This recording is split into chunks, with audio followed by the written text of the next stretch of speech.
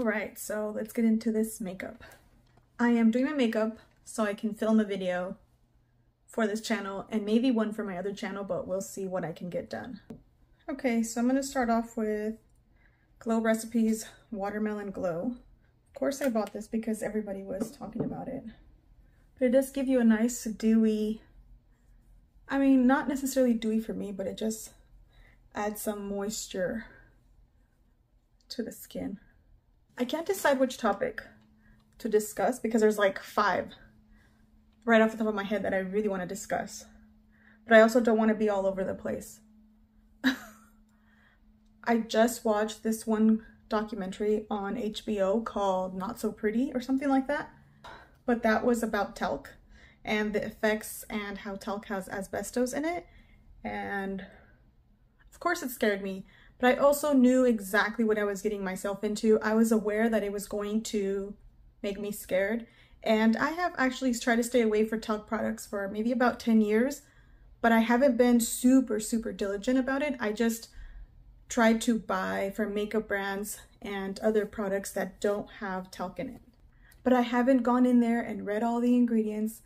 I just haven't been super strict about it, but I've always known that they were bad from reports from years and years ago. Whenever I see things like that, I try to keep mental notes of them because I do try to stay away from dangerous products for many reasons, not just because I'm a scaredy cat, but also because I feel like there's already so many things working against us that I don't need to be adding other things that are dangerous that could be potentially harmful. I don't know if you know what I mean. I can't avoid all danger. We cannot avoid danger. We can't avoid the world, the real world, and the dangers that come with it and how fragile life is. We can't avoid that, but if I can take 10 precautions and they don't cost me anything, like that doesn't cost much effort, why not? Like, what's the big deal? I'm not gonna be like, we're gonna die anyways. I actually kind of dislike when people say that. The whole we're gonna die anyways. Well, no shit, but that doesn't mean you're gonna go run in front of a bus right now. You know what I mean? So I don't really like that saying. If there's a way that I can avoid some harm, why not do it? It doesn't cost me much, but it could save me a lot of grief in the future. You know what I mean? So I do try to be cautious with products that I use for my kids. Ever since I had my first son 13 years ago, I did start switching to a more natural, organic lifestyle. It does not mean that I'm good at it. It just means that I'm aware and try to make better choices, but I am by no means good at it. I love junk food. I love crappy things. I buy products made in China.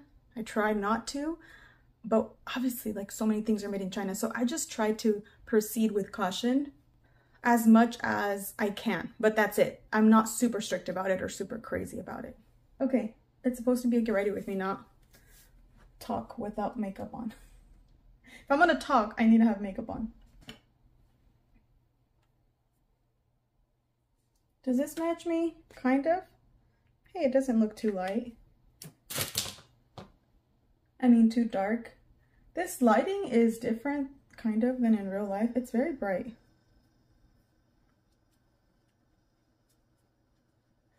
So yes, it scared me a little bit. It just made me go through my makeup a little bit more, and I am getting rid of a bunch of makeup. I will have those videos here coming up soon of all the makeup with talc that I'm getting rid of.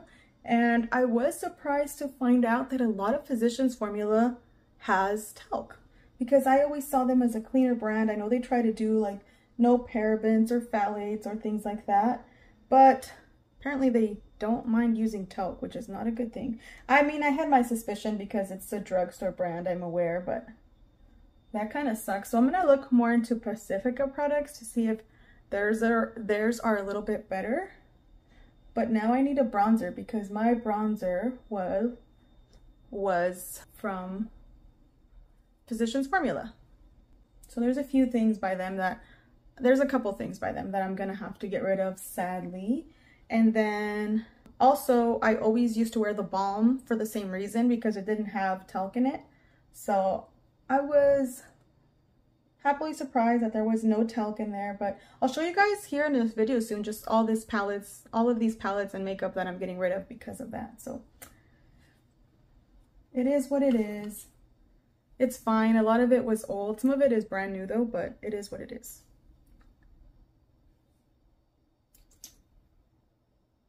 You know, one thing I am really going to try to do though, now that I'm getting back into beauty, I'm honestly a little bit scared just to get too much into it. I'm kind of an obsessive person, so I'm afraid to like obsess over beauty products and all these things. So I did set those boundaries for myself to keep it green and not to have an excess of things, such as having multiple like blushes or bronzers, because I only have one whole face. And I don't wear makeup on a daily basis, so it makes no sense for me to have 8 blushes. You know what I mean? It just doesn't make sense, and I need to buy accordingly to my reality. Hi, pretty. And that's my reality, is I have one face and I don't wear makeup every day, so I don't need more than like 2 blushes tops, just so I can have a couple different tones maybe, but that's about it. I'm definitely just going to try to be very, very cautious. So I have maybe like 3 or 4 hauls coming up, and then I think that's it for beauty hauls, because I noticed right away how I can just, you know, dive right in and get all obsessed with it again. So although I feel like I really healed my relationship, my obsessive relationship with beauty items, I'm still scared that I can just go back into it and get wild and crazy again. So I am going to try to be very cautious. I think I'm doing it again where the lighting is so bright that I don't even feel like this makeup is doing anything, and I'm probably just like caking my face. So I gotta try to be careful. Well, last time I used Shape Tape, like just the super full coverage one, so that was my mistake. I went like pretty hardcore. Another thing that I really want to make a video about, and see, that's why I don't want to make too many beauty videos, because I don't want to give the impression that this is a beauty channel, because I really don't think I'm going to go that direction unless it were to have any type of impact on anybody, which I don't think I have much to offer, to be honest, when it comes to beauty. It's not my passion, although I enjoy it for me personally. It's not my passion to be hooked on the next new thing and to be like obsessive about. Not only is it not my passion, but I also don't even want it to be my passion, you know? So that's why I don't think I have much to offer. I'm gonna share just like my journey with maybe like green products and trying to get rid of bad products in my collection. But other than that, I don't think like I have much to contribute. So this is not going to be a beauty channel, at least I don't think. But I'm just gonna like go with the flow, see where things go, you know? But I really don't think so. I really don't think that that's where this is going. I don't know how this is gonna blend out. We'll see, because I think I might have overdone this. I'm telling you guys, this is definitely a learning curve, because doing makeup over there on my makeup desk and doing makeup in front of a ring light and just in an uncomfortable position, it just doesn't hit the same. Definitely not the same thing. I think I messed up. Send help. I put this darker foundation sample that I had because I don't have any powder bronzers that don't have talc, and I think I'm gonna get rid of mine. Or maybe I won't. I don't know. I don't know if I can get rid of it. I don't know if I can find another good bronzer. What's a clean equivalent to a very creamy warm tone bronzer? I don't find a lot of warm tones, and I don't mean orange, I mean yellow. I like a yellow undertone bronzer because that's more me. A lot of times they go really red on me, and I just kind of look burnt as opposed to tanned. Just the red doesn't go. It doesn't go on me personally, in my opinion. So I guess I'll just stay here and just pat away for another 30 minutes. So another thing that I plan on making a video about is the power of words, just words in general, how we use words that are really harsh and like abrasive almost in our everyday life, like if they mean nothing. And in my mind, they seem like a big deal, a bigger deal than we're making them. So and it's not something that I do like in a, oh, I'm better than you, so I don't use those words. I just do it naturally. It doesn't, intuitively, it doesn't feel right to use certain words. Even words like how, you know, it's slang to say, be like, oh, I'm dead, like when something's funny. I don't like those words. They irk me, they kind of bother me, and that's just me intuitively. It's not like a choice that I'm making, you know? They just don't feel right. It doesn't sit right with me. And there's a lot of things, even growing up, that never sat right with me. And even though they were culturally okay and accepted, it didn't sit right with me. So I just didn't participate. And I never judged people. I just never felt like I wanted to join in on some of those things. I've gotten obviously even more sensitive, but I've always just felt like certain things weren't right. They didn't sit right with me. And as soon as I noticed something like that, then I just stopped doing it if it doesn't feel right, you know? Hopefully that's blended in. There's no way for me to tell on the camera. I have this camera flipped around, so there's no way for me to tell. I could look totally normal, or I could look like a clown right now. There's no way of telling. So I did want to make a video on that, on just the power of our words and the power of our words in our subconscious. You know, like having a negative image or having negative things to say about ourselves would almost call those things on us, you know? Another thing that I really, really want to touch on is the effects of growing up in poverty. Just personally, the effects that I've noticed in me and other people around me, and how they really, really linger even when you have completely came out of poverty, and just how it still continues to affect you.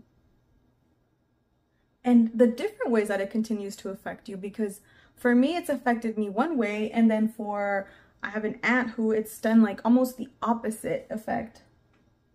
So it's just very interesting to look into, to think about, to talk about. It seems like an interesting conversation to me.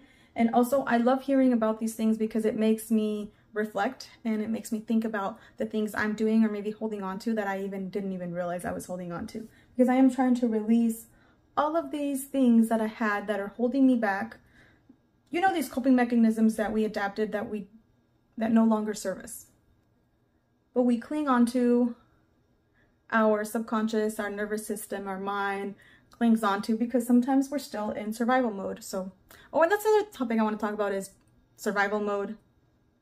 That's like this whole new thing that I discovered recently, just how much your life changes when you switch off survival mode or when you're transitioning out of survival mode, and how even things that you overcome and when you're doing better, like when you stop being triggered and living in the trauma and you stop being in survival mode, how now all of these other things come into play simply because you stop being in survival mode. So now it's like healing mode, and healing mode is not always pretty. There's still so much to unpack, so much to process after getting out of survival mode. So I just want to dig into all of those things. And those are the things that interest me. Those are the things that I feel strongly and passionate about. Is that weird? I don't know if this is blending out okay. Like I don't know, because the lighting is kind of off here. Hopefully, even if it is a little crazy, the powder can tone it down. Look, I'm almost out of this powder. This was a Physicians Formula powder that doesn't have talc in it, according to the website. I might have gone to pale again. Again. I think this has talc in it, so that's annoying. The only reason why I might not be getting rid of this is because there is no dustiness to it. Like nothing lifts off of it. But it still had like dimethicone and a bunch of other crappy ingredients with, what the heck, Physicians Formula. I thought that they were a little bit cleaner than that. I just sort of painted on my eyebrows with a eyeliner that's kind of like out of liner, so it's just like a wash of color. Because I'm frugal and cheap and resourceful. I'm frugal and cheap and resourceful because of my poverty mindset. There is good things. Oh, I also, when I make those videos talking about poverty, I definitely want to talk about the positive lingering effects of growing up in poverty, because I definitely think there is quite a few positives as well. I just don't want to like crap on everything in our upbringing, you know what I mean? So I will try to do the flip side of everything that I do and not just focus on the negative. Because there is, I think, a lot of positives to coming up, you know, coming up in life. There is so much knowledge that we've gained there. And so much strength to do that, you know, to go against the odds and to beat the odds. So I guess I have black eyebrows today. You know what? They're a little bit too dark. I'm going to try to lighten them up a little bit. I probably look pale AF, dude. Dang it. I also forgot my spray.